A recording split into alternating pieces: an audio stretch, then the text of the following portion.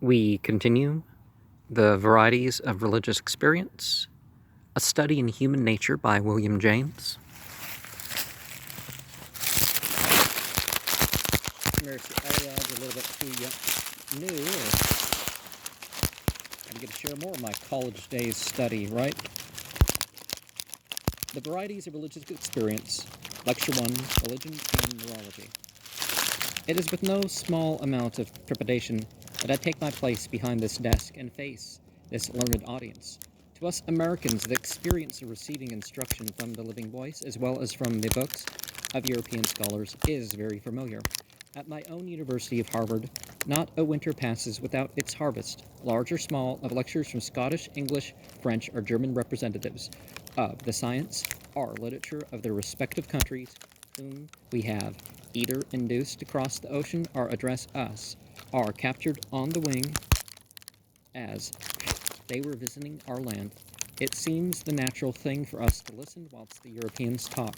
The contrary habit of talking whilst the Europeans listen we have not yet acquired, and in him who first makes the adventure, it begets a certain sense of apology being due for so presumptuous an act. Particularly this must be the case on a soil as sacred to the American imagination as that of Edinburgh. The glories of the philosophic chair of this university were deeply impressed on my imagination in boyhood.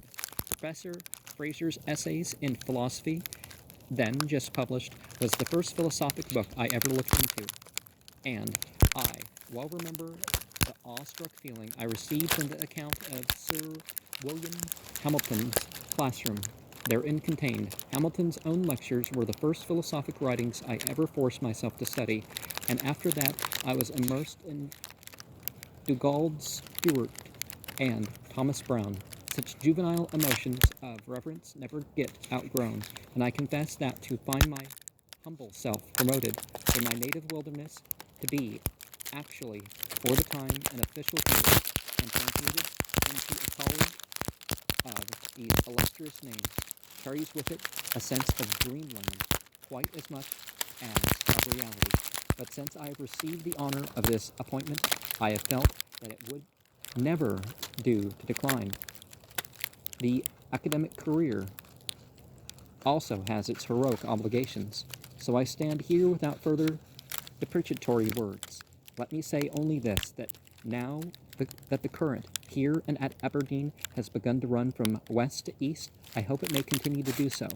As the years go by, I hope that many of my countrymen may be asked to lecture in the Scottish universities, changing place with the Scotsmen lecturing in the United States. I hope that our people may become in all these higher matters even as one people, and that the peculiar philosophic temperament, as well as the peculiar political temperament that goes with our English speech, may more and more pervade and influence the world. As regards the manner in which I shall have to administer this lectureship, I am neither a theologian nor a scholar learned in the history of religions, nor an anthropologist. Psychology is the only branch of learning in which I am particularly versed. To the psychologist, the religious propensities of man must be at least interesting as any other of the facts pertaining to his mental constitution. It would seem, therefore, that as a psychologist, the natural thing for me would be to invite you to a descriptive survey of those religious propensities. If the inquiry be psychological, not religious institutions, but rather religious feelings and religious impulses, must be its subject, and I must confine myself to those more developed subjective phenomena recorded in literature produced by articulate and fully self-conscious men in works of piety and autobiography. Interesting as the origins and early stages of a subject always are, yet when one seeks earnestly for its full significance, one must always look to its more completely evolved and perfect forms.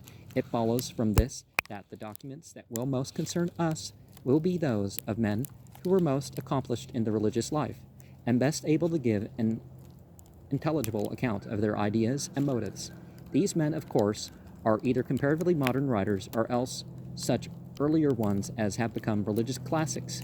The documents humanes which we shall find most instructive need not then be sought for in the haunts of special erudition, They lie along the beaten highway. And this circumstance, which flows so naturally from the character of our problem, suits admirably also your lecturer's lack of special theological learning. I may take my citations, my sentences, and paragraphs a personal confession from books that most of you at some time will have had already in your hands, yet this will be no detriment to the value of my conclusions.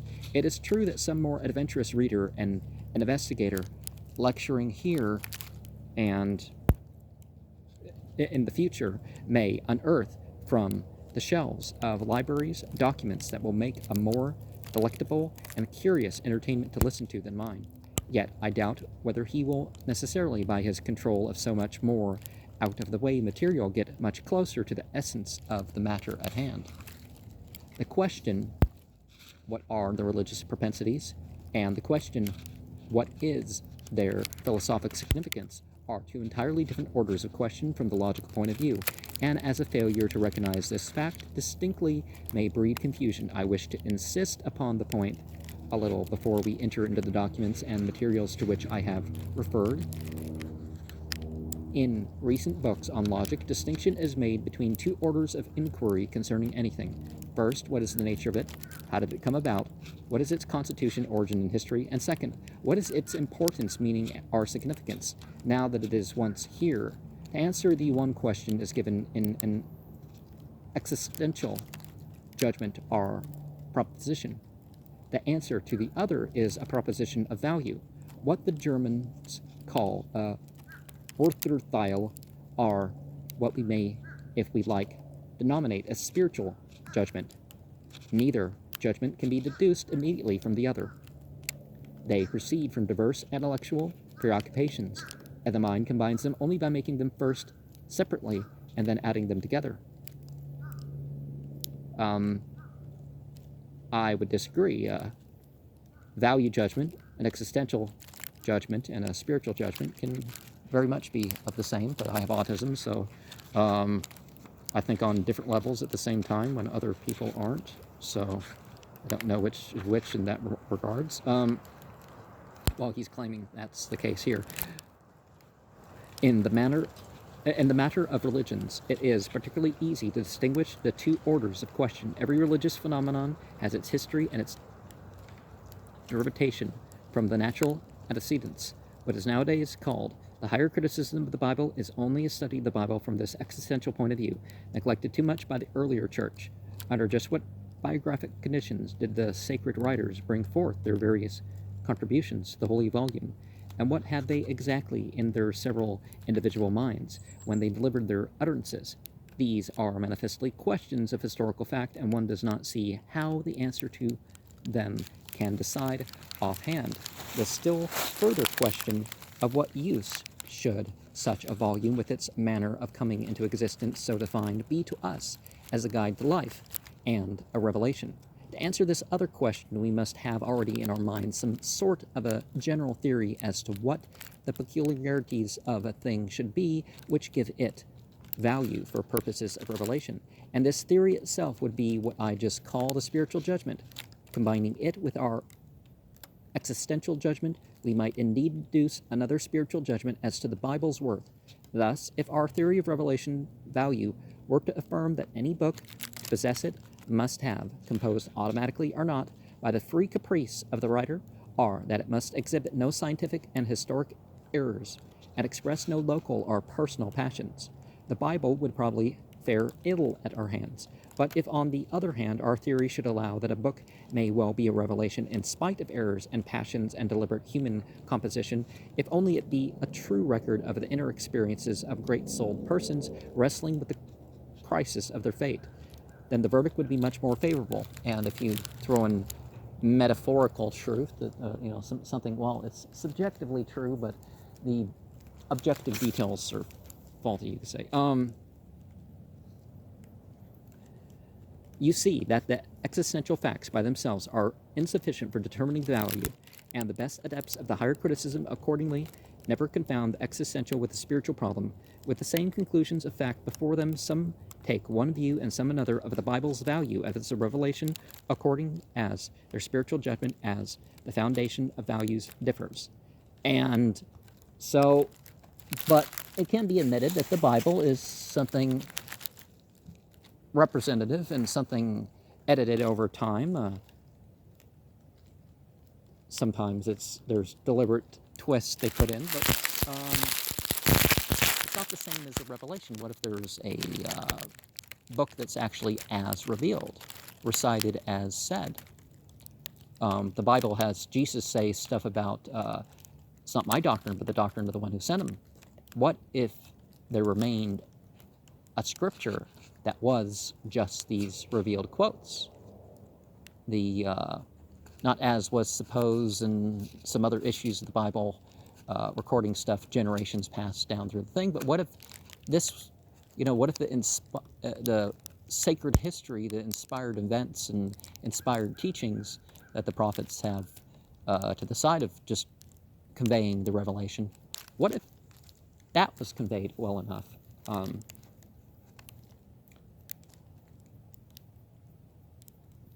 There are undeniably multiple places in both those instances where you could say outside the Bible that some stuff is better preserved, if not kept pure altogether. You see, the essential facts by the source determining the value, and the best adepts of higher criticisms accordingly never confound the existential with the spiritual problem with the same conclusions of fact before them. Some take one view and some another of the Bible's value as the revelation according to their spiritual judgment as the foundation of values differs. Oh, did I repeat that? I make these general remarks about the two sorts of judgment because there are many religious persons, some of you now present possibly are among them, who do not yet make a working use of the distinction, and who may therefore feel at first a little startled at the purely existential point of view from which, in the following lectures, the phenomena of religious experience must be considered.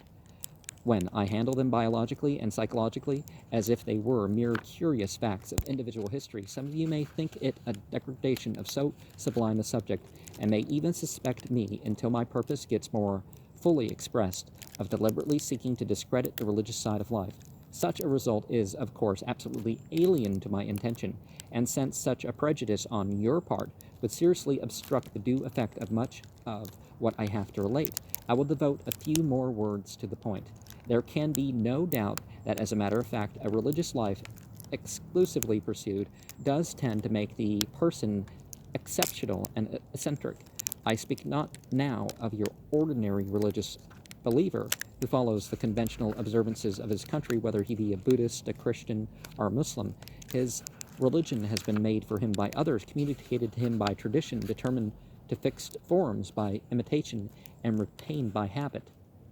And even when people have, per se, it's a revelation or inspiration claim or a representative sacred history claim, they tend to be conservative, as in they're interpreting it through others, or they're feeling their way through it, letting go whatever family or religious value that's associated with it that doesn't fit them, or that they, for some reason have set it aside.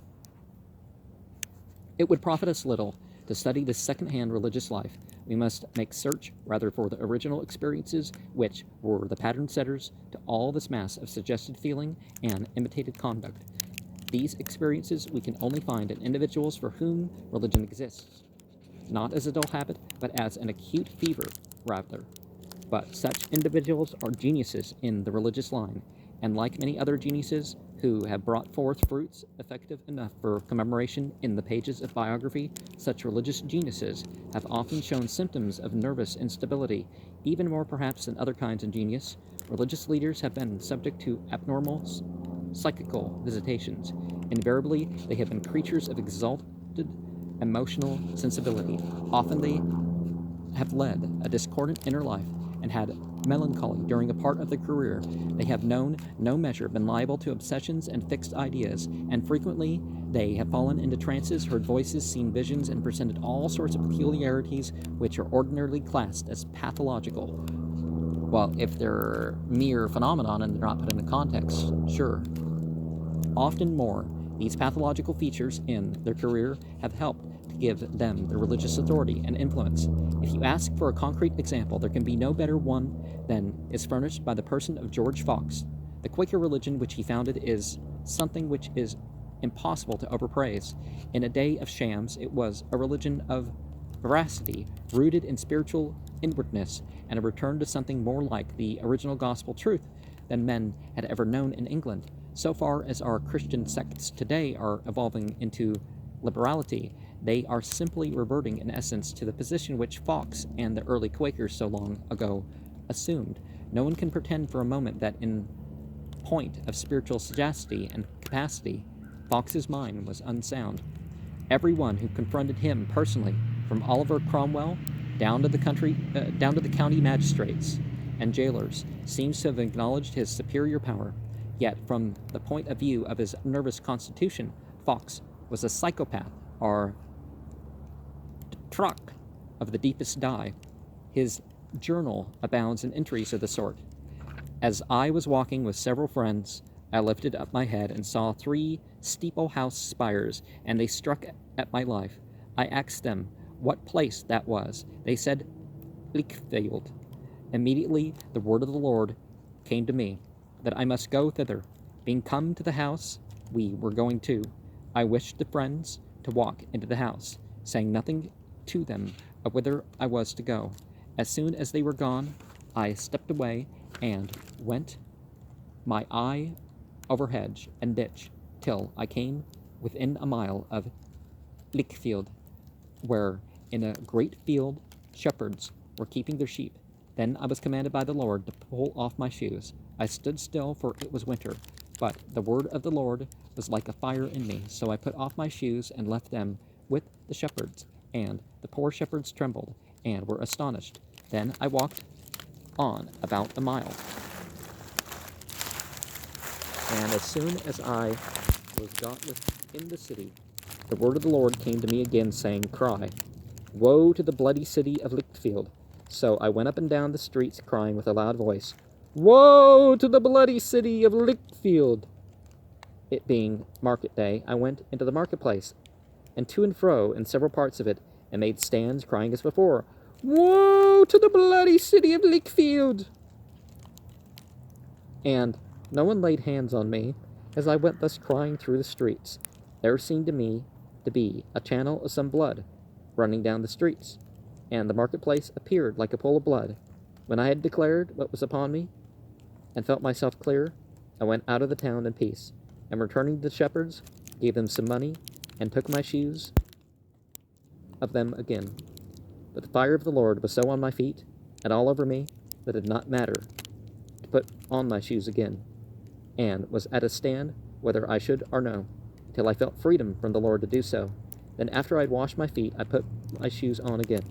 After this, a deep consideration came upon me, for what reason I should be sent to cry against that city, and call it the bloody city.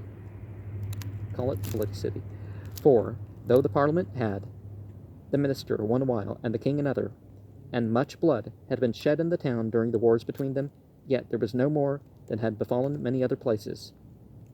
Well, no matter how common it is, when condemnation is fit, condemnation is fit. But afterwards I came to understand that in the Emperor Diocletian's time 1,000 Christians were martyred in Lichfield. So I was to go without my shoes throughout the channel of their blood, and into the pool of their blood in the marketplace, that I might raise up the memorial of the blood of those martyrs, which had been shed above 1,000 years before, and lay cold in their streets. So sense of this blood was upon me, and I obeyed the word of the Lord. And you wonder sometimes what people mean by the Lord. Which Lord, right? They talk about a fire. Well, the Bible, if you read it in Aramea, tells you that there's fire beings. They have a quality like human beings. So these fallen angels, the Hanapelim, or whatever you're going to say, aren't the same as the loyal host. So they're fire beings. They may be able to connect you to blood, and they're the ones who like the blood and the flesh. God, it's like, well, you obey. The sacrifice is about your obedience. It's not about the blood and flesh, but these beings, when they get people to the damons, as the Greeks would call them,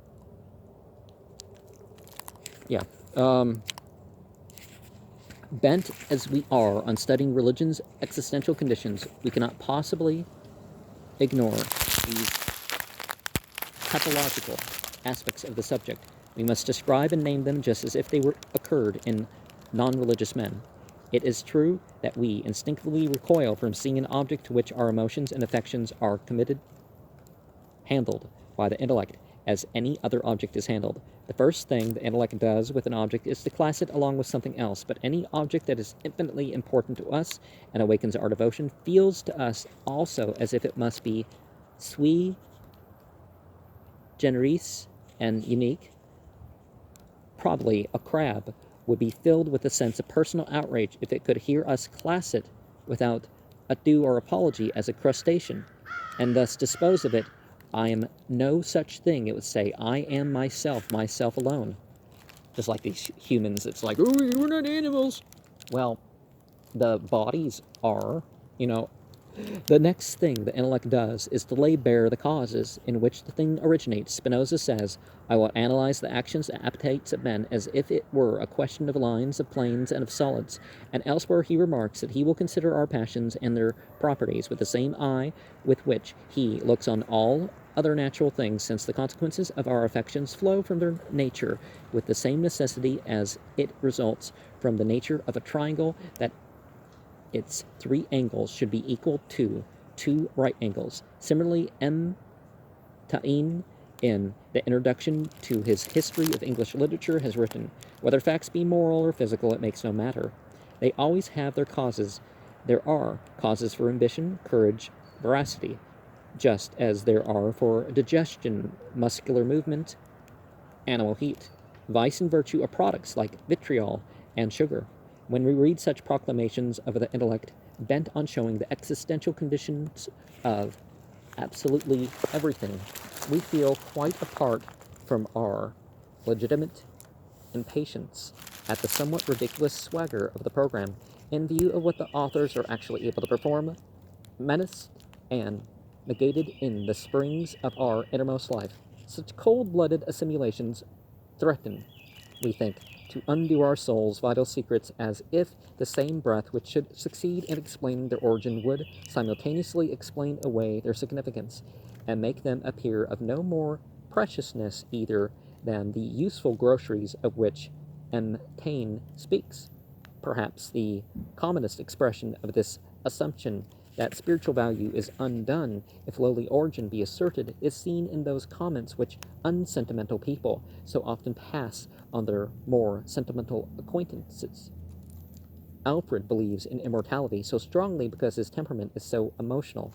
Fanny's extraordinary conscientiousness is merely a matter of over-instigated nerves. William's melancholy about the universe is due to bad digestion. Probably his liver is torpid.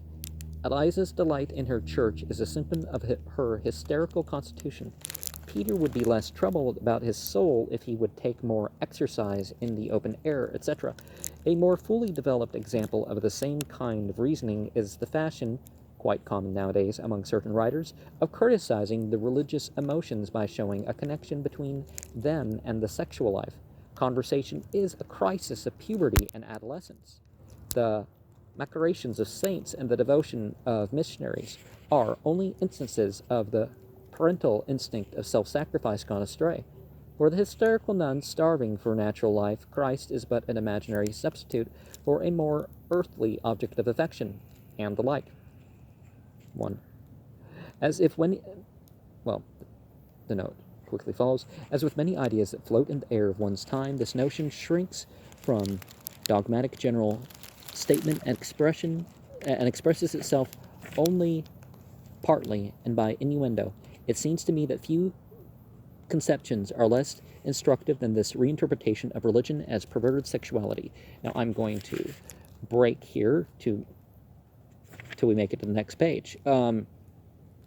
We are surely all familiar in a general way with this method of discrediting states of mind which we have an antipathy And continuing, it reminds one so crudely it is often employed of the famous Catholic taunt that the Reformation may be best understood by remembering that its fons et origo was Luther's wish to marry a nun.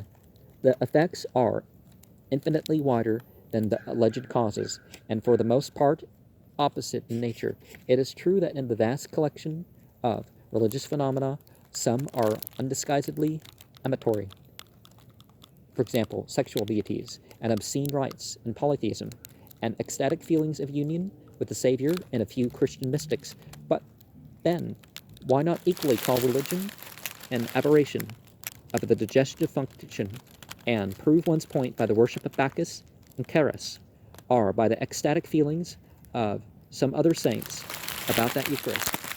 Religious language clothes itself in such poor symbols as our life affords, and the whole organism gives overtones of comment whenever the mind is strongly stirred to expression. Language drawn from eating and drinking is probably as common in religious literature as is language drawn from the sexual life.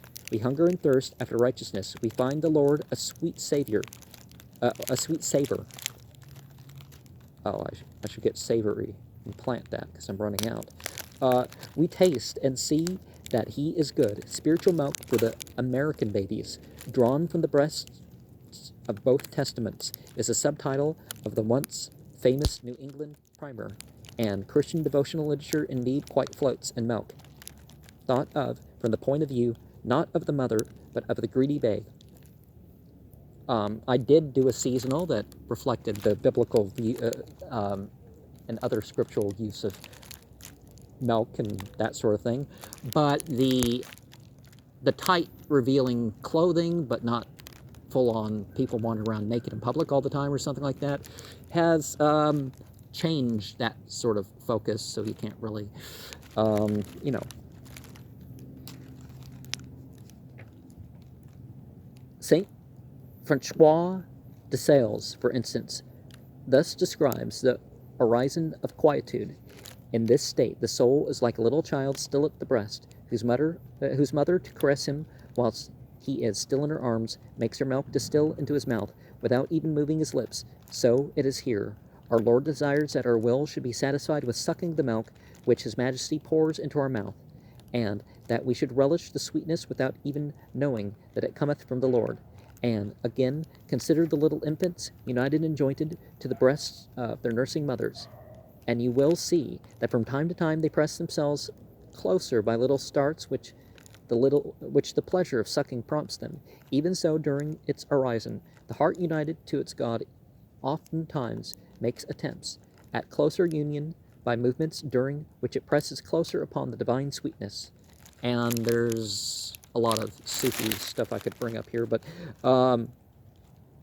Camino de la Perfection, chapter 31, Amor de Dieu 7, chapter 1. In fact, one might almost as well interpret religion as a perversion of the respiratory function. The Bible is full of the language of respiratory oppression. Hide not thine ear at my breathing. My groaning is not hid from thee. My heart panteth, my strength faileth me. My bones are hot with my roaring all the night long. As the heart panteth after the water brooks, so my soul panteth after thee, O my God. God's breath in man is the title of the chief work of our best-known American mystic, Thomas Lake Harris, and in certain non-Christian countries, the foundation of all religious discipline consists in regulation of the inspiration and expiration. Taking a break from the note to make our way to the next page, we all use it to some degree in criticizing persons whose states of mind we regard as overstrained, but when other people criticize our own more exalted soul flights by calling them nothing but expressions of our organic disposition, we feel outraged and hurt, for we know that whatever be our organism's peculiarities, our mental states have their substantive value as revelations of the living truth, and we wish that all this medical materialism could be made to hold its tongue. Now, a lot of the looking into medical materialism has actually shown that there's probably something a little bit beyond mere psychedelics and experience, and I've experienced some of that.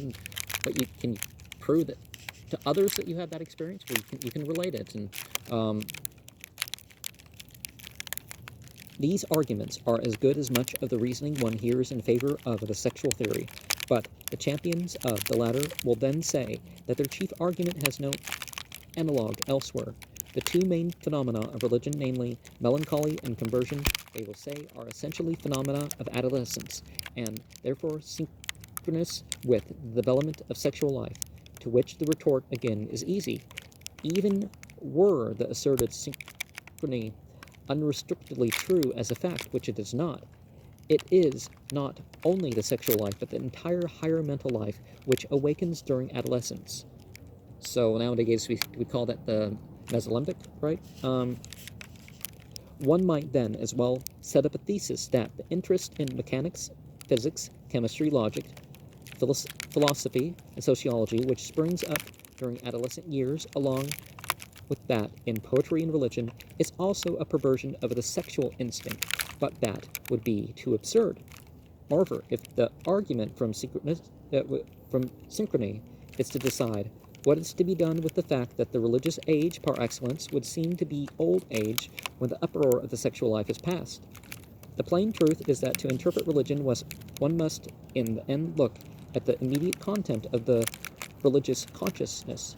The moment one does this, one sees how wholly disconnected it is in the main from the content of the sexual consciousness. Everything about the two things differs: objects, moods, faculties concerned, and acts impelled to. Any general assimilation is simply impossible. What we find most often is complete hostility and contrast. If now the defenders of the sex theory say that this makes no difference to their thesis, that without the chemical contributions which the sex organs make to the blood, the brain would not be nourished so as to carry on religious activities, this final proposition may be true or not true, but at any rate it become profoundly uninstructive. We can deduce no consequence from it which helps us to interpret religion's meaning or value. In this sense, the religious life depends just as much upon the spleen, the pancreas, and the kidneys as on the sexual apparatus, and the whole theory has lost its point in evaporating into a vague general assertion of the dependence somehow of the mind upon the body. And we find more and more here that there's a consciousness of the body, a consciousness of every cell, really, recording light and sound, and who knows what it's. So when the Quran talks about everything bearing witness, the skins and all that stuff, we're finding more biological reasons to believe that sort of stuff. Well, I mean, to take it from belief to faith, you know. Medical materialism seems indeed a good appellation for the too simple-minded system of thought which we are considering. Medical materialism finishes up St. Paul by calling his vision on the road to Damascus a discharging lesion of the occipital cortex, he being an epileptic. It snuffs out St. Teresa as a hysteric, St. Francis of Assisi as an hereditary degenerate, George Fox's discontent with the shams of his age and his pining for spiritual veracity it treats as a symptom of a disordered colon. Carlyle's organ tones a misery it accounts for by a gastroduodenal catarrh.